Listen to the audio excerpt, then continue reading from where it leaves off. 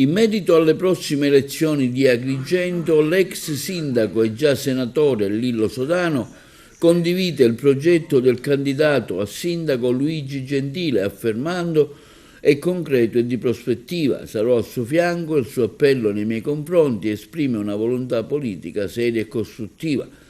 Apprezzo la determinazione con la quale il candidato a sindaco Gentile sta portando avanti la sua azione con l'obiettivo di creare un'aggregazione ampia e capace di affrontare le sfide della città.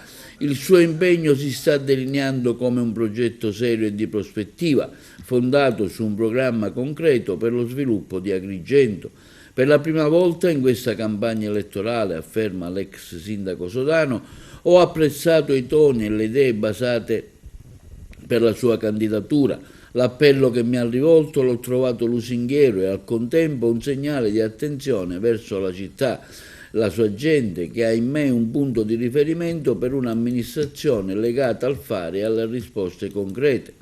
Luigi Gentile è stato già mio assessore, in quel frangente ne ho potuto apprezzare la volontà, la capacità di mettersi al servizio della città e le sue qualità.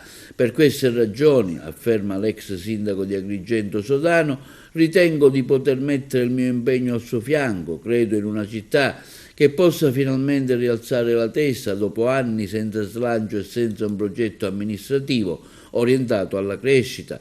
Attorno a Gentile vedo crescere il consenso, un segnale di connessione con la comunità e di un'opportunità concreta per restituire ad Agrigento la sua straordinaria grandezza e un futuro di sviluppo. Agrigento, conclude l'ex sindaco Sodano, merita di più di quello che ha avuto e questa è l'occasione per restituirglielo.